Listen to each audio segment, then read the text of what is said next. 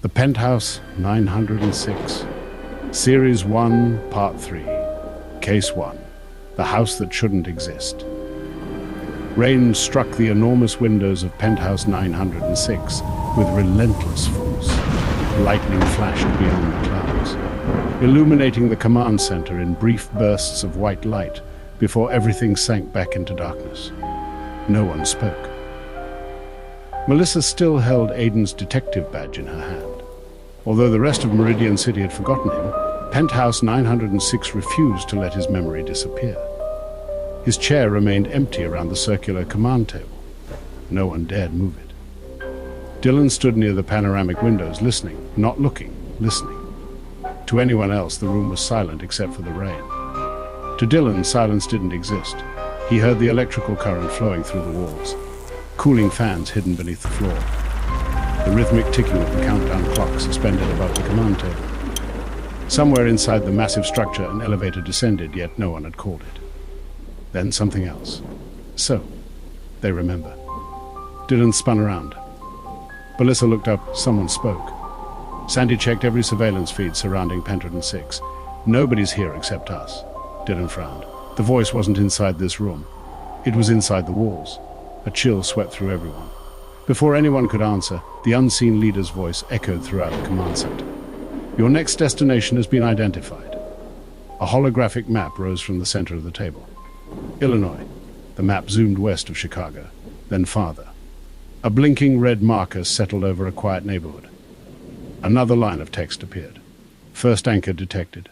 Location, abandoned house on Deerpath Road, North Aurora. The map zoomed closer until the property filled the display. The structure looked ordinary at first glance. A weathered two-story home, broken windows, collapsed porch, overgrown trees swallowing the property. Then the image shifted. For less than a second, the house looked completely different, perfectly restored. Every light on. Someone standing in the upstairs window, the image returned to normal. Melissa leaned closer. Did everyone see that? Umang nodded. It wasn't a glitch. The unseen leader spoke again. That house has been abandoned for decades. Yet every 47 hours, someone enters. No one has ever been recorded leaving. Silence.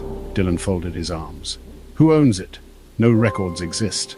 Sandy typed rapidly across a floating keyboard. That's impossible. County tax records, construction permits, property ownership, insurance. Every document ended abruptly 43 years ago, as though the house had simply stopped existing. Melissa looked toward Umang. Thoughts. He studied the map quietly. There are symbols. What symbols?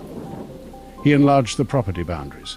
Hidden beneath layers of old survey maps was the same geometric design he had discovered inside Meridian City's original blueprints. 9 intersecting lines, one eye. 9 stars, the symbol of Penthouse 906, whatever built this place. Also built that house. No one liked the implication. 1 hour later, a black SUV rolled through steady rain toward North Aurora. Melissa drove. Sandy worked from a portable computer connected to Penthouse 906 through an encrypted satellite link. Umang sat quietly reviewing ancient texts stored inside a digital archive. Dylan simply listened. The farther they drove from the city, the quieter the world became. Eventually, Dylan spoke. We're being followed. Melissa checked every mirror. I don't see anyone. You won't. Then how do you know? I've heard the same engine change gears behind us 6 times. Same tire pattern, same exhaust. Same driver. No headlights appeared. Nothing occupied the empty road. Yet Dylan never looked uncertain. Melissa accelerated. The unseen vehicle matched their speed. Then, nothing. The sound disappeared. So either they turned around, Dylan said quietly, or they're no longer using a vehicle. No one responded. They arrived shortly before sunset. The neighborhood felt abandoned despite well-kept homes nearby. Children played 2 streets away. A lawnmower hummed in the distance. Birds circled overhead. Everything appeared normal, except for one property. The abandoned house stood alone behind rusted fencing. Nature had reclaimed nearly everything.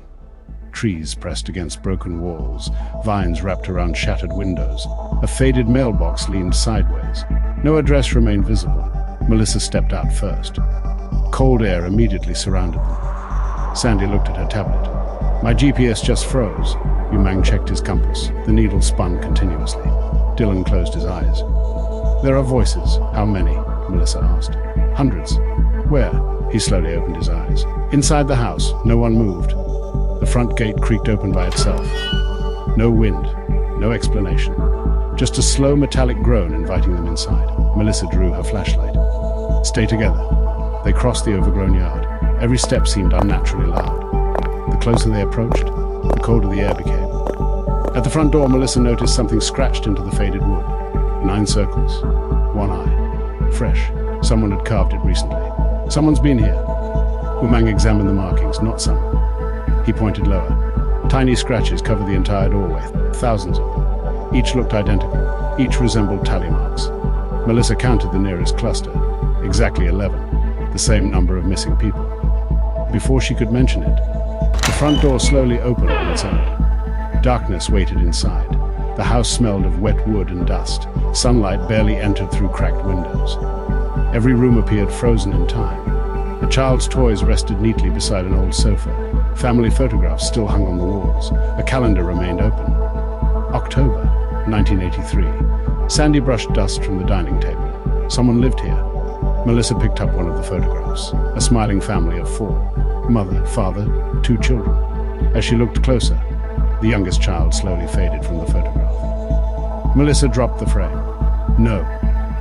The remaining family members shifted position. The empty space disappeared, as though the child had never existed. Dylan quietly said, "It happened again." The team exchanged worried looks. Whatever had erased Aiden had been inside this house long before Penthouse 906 ever found it. Then, from somewhere upstairs, a single floorboard creaked. Everyone froze. Melissa raised her flashlight toward the staircase. "Did you hear that?" Dylan nodded slowly. "Yes, one person. They're standing at the end of the hallway." Silence. The footsteps stopped. Then a child's voice echoed softly through the house. "You're too late." The staircase groaned. One step at a time, as if someone unseen had just begun walking down toward them. The footsteps continued. Slow. Measured. Each step echoed through the abandoned house as though the building itself wanted the detectives to know they were not alone. Melissa tightened her grip on her flashlight. "Nobody moves." The team formed a defensive line in the narrow entrance hall. Sandy scanned the staircase with a handheld thermal camera. No heat signatures. She checked again. Nothing. Yet the footsteps continued. 1, 2, 3, each wooden stair groaned under an invisible weight. Dylan closed his eyes.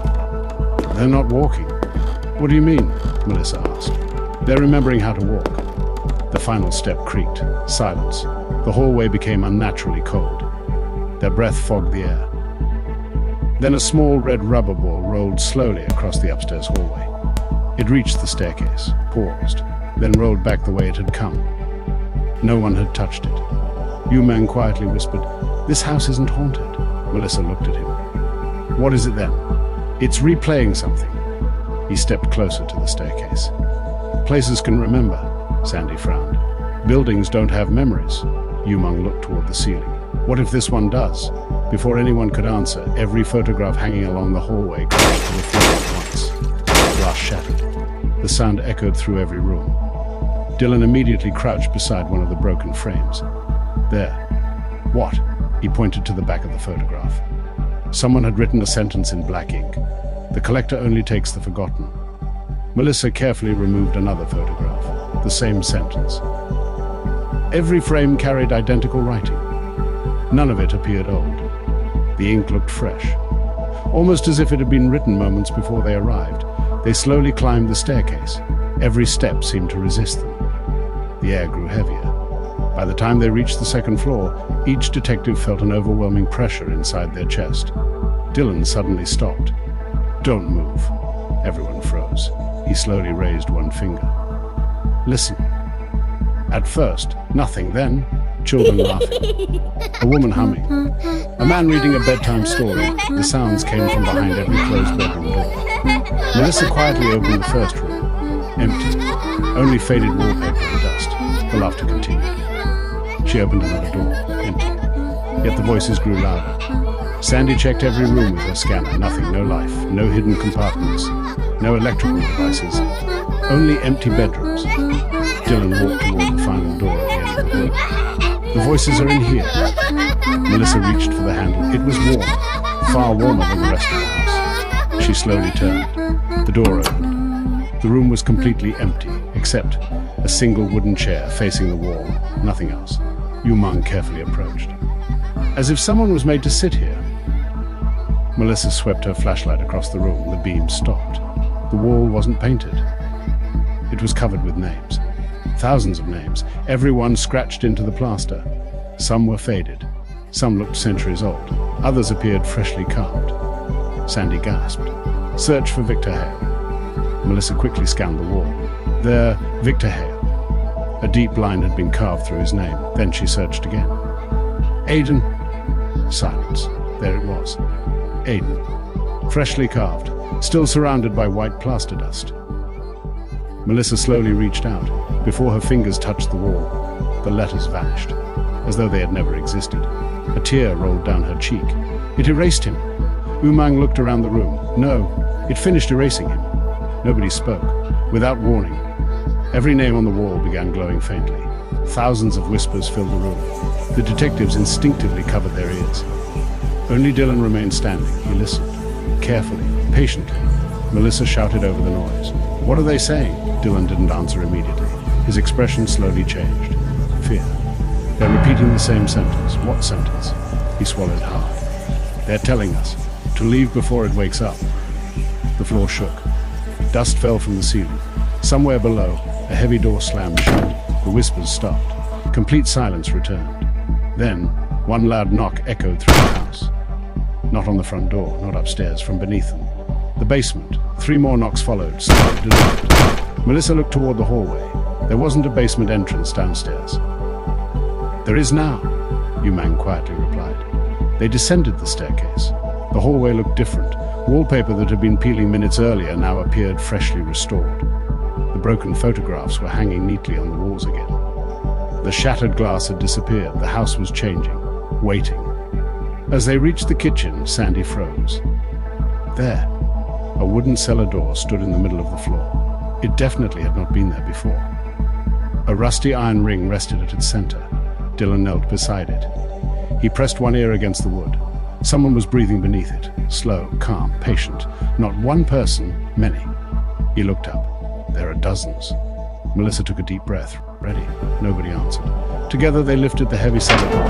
The staircase descended into darkness. No bottom could be seen, only blackness. Then, a single light switched on by itself. It illuminated an old railway lantern hanging halfway down the stairs. Umang stepped closer. His face turned pale. The lantern carried the exact same 9-star symbol used by Penthouse 906. Below it, fresh muddy footprints led deeper underground. Someone had entered recently. No footprints came back out. Melissa looked at the others. This wasn't random. No, Dylan replied. Someone wanted us here. As they prepared to descend, the unseen leader's voice suddenly crackled through their communication devices for the first time since entering the property. The signal was weak, broken, urgent. Leave, immediately. A burst of "Stop the anchor." A burst of static drowned out the message. Then one final sentence came through. Feeding. The transmission ended. The lantern went out. In the darkness below, 2 pale eyes slowly opened. Then 4, then dozens, watching the detectives from somewhere deep beneath the house. Thanks for stepping inside Penthouse 906. If you enjoyed this mystery, don't forget to like, follow, and subscribe so you never miss the next case. Do you have a creepy mystery, sci-fi twist, detective idea, or even a personal story you have never figured out? Leave it in the comments. Your idea could inspire a future episode and become part of the ever-growing world of Penthouse 906. The cases never end.